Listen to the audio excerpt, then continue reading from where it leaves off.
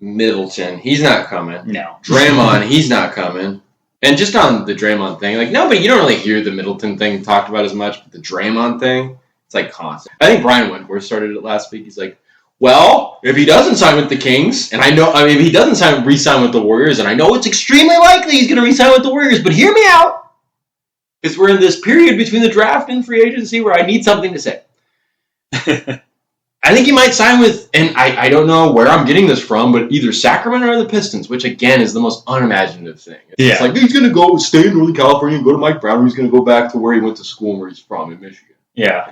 Piss off. Okay, let's see what Steph Curry has to say about that. I think Draymond Green might be the single most important figure to his success and his production. Yeah. So, I don't think Draymond's coming to Sacramento. Although, I can't help but to ask, he would obviously fill in, and it's not going to happen, but he would obviously fill in he'd fill in two main needs that the Kings need.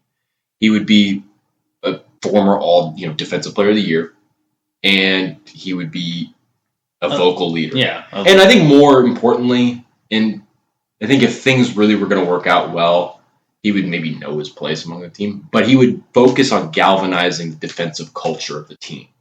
And that would be huge because, as much as Kings fans have, their qualms with Draymond, and I get it. It's crazy out there. But, man, you could have a guy come in and try to, boost that defensive kind of trajectory that you got going on there. Draymond would be the guy to do it. But then, of course, there's the age thing. It's the age thing and the contract he's going to want. It's just I don't know. I'm not really split on it. I don't want Draymond basically for that reason. But, man, he's obviously going to want it's his last chance for a max. Mm-hmm. He's going to want it. He's going to get – I don't really know how much maxes are anymore. They're money in the NBA is weird to me and crazy. So I'm assuming at least 35 a year over 4 years. Mm-hmm.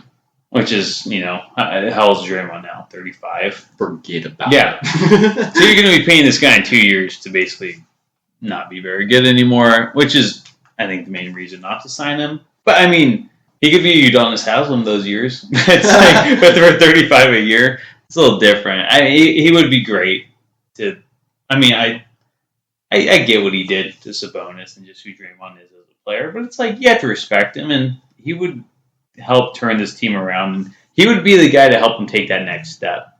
But it's just for the money, and at his age right now, maybe 5 years ago, sure. It's geez, it's hard to justify it now, and it's hard to justify that for any team other than the Warriors. Yeah, it's honestly, it's their last chance essentially. Yeah, they maybe got 2 years left. Yeah, or I'm surprised the Lakers aren't being talked more. Yeah, him and LeBron are buddies. That would have been that's another interesting. Come on, Brian Windhorst, why don't you bring him up? Why don't you bring up the Lakers? Yeah, your buddy LeBron. I was watching NBA Live or the NBA Today on ESPN. I was watching that earlier. I was watching NBA Today, and they were talking about Draymond. They went from I don't remember one guy. They went to Perkins, Ramona Shelburne. They all said the same thing. The Pistons are Kings, but he's going to sign with the Warriors again. Why are we even talking about this? What are we doing? What the hell? Don't take Malika Andrews off the screen just to have this crap going on. Come on.